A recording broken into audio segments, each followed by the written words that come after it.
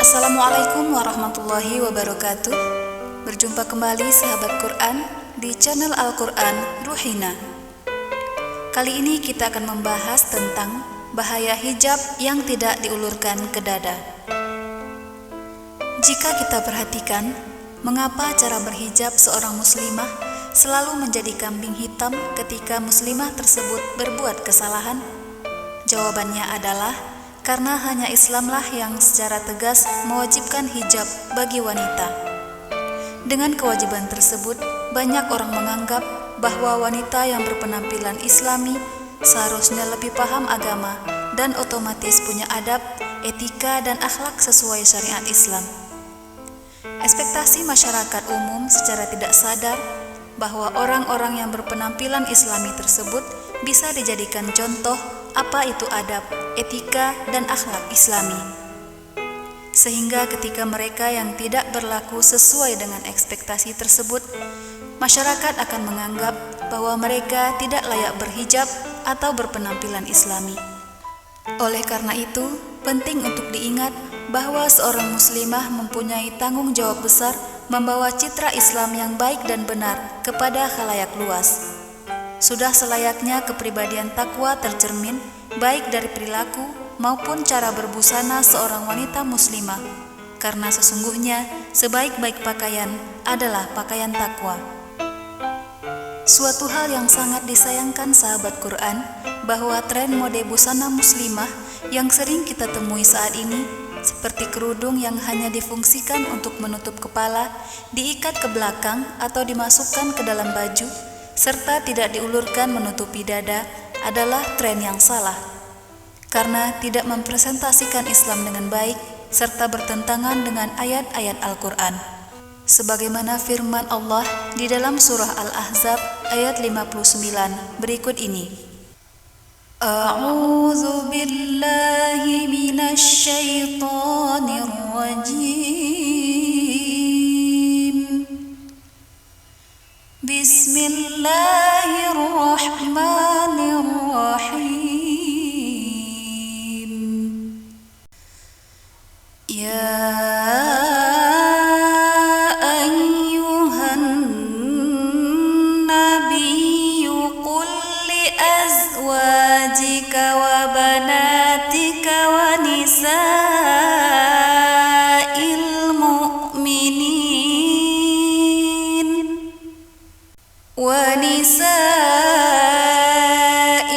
mu'minin yudnina 'alaihinna min jalabibihin zalika adna an yu'rafna fala yu'zain. Wa kana Allahu ghafurar rahima.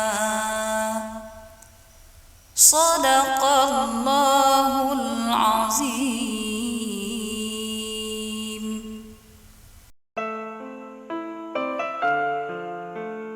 Sahabat Quran, dalam ayat ini dengan jelas Allah memanggil para nabi yang mulia untuk memperingatkan istri dan anak-anak mereka serta istri-istri orang mukmin untuk menutupkan jilbabnya ke seluruh tubuh mereka, dengan tujuan untuk menunjukkan identitas keislaman dan menghindari gangguan. Karena wanita diciptakan oleh Allah Subhanahu wa Ta'ala dengan bentuk tubuh yang sangat indah, sehingga harus dijaga dari pandangan mata laki-laki yang bukan mahramnya. Jika para nabi yang mulia saja dipanggil dan diperingatkan oleh Allah, lalu bagaimana dengan kita, manusia biasa yang tidak mengindahkan perintahnya? Banyak sekali ayat-ayat Al-Quran tentang kewajiban muslimah menutupkan hijab hingga ke dadanya. Dalam surah An-Nur ayat 31 juga telah dinyatakan oleh Allah, A'udzu billahi minasy syaithanir rajim. Bismillahirrahmanirrahim. Wal yadribna bi khumurihinna ala juyubihinna. Dan hendaklah mereka menutupkan kain kerudung ke dadanya. Jika kita perhatikan, perkataan Allah tidak terhenti sampai yadribna bi khumurihinna saja. Namun Allah melanjutkan dengan perkataan ala juyubihinna, atau mengulurkan hingga ke dadanya. Maka dengan demikian, muslimah yang mengikuti tren mode hijab yang pendek dan tidak diulurkan sampai menutupi dada mereka, maka mereka telah memutus bacaan ayat sebelum ayat itu selesai maknanya dengan sempurna. Ayat ini menunjukkan bahwa dari leher hingga ke dada seorang muslimah adalah aurat yang wajib ditutupi dengan hijab, tidak cukup jika ditutup dengan baju saja. Jadi jelaslah bahwa muslimah yang masih saja mengikuti tren hijab yang pendek atau dililitkan ke leher hingga menampakkan bentuk bagian dadanya akan dicatat sebagai dosa, karena telah meninggalkan kewajiban mereka sebagai seorang muslimah. Dalam sebuah hadis dari Abu Hurairah radhiyallahu anhu, Rasulullah sallallahu alaihi wasallam bersabda, "Man da'a ila huda, kana lahu minal ajri mislu ujuri man tabi'ahu, la yanqusu zalika min ujurihim syai'a, wa man da'a ila dhalalah, kana alaihi minal ismi mislu asami man tabi'ahu, la yanqusu zalika min asamihim syai'a." Rawahu Muslim.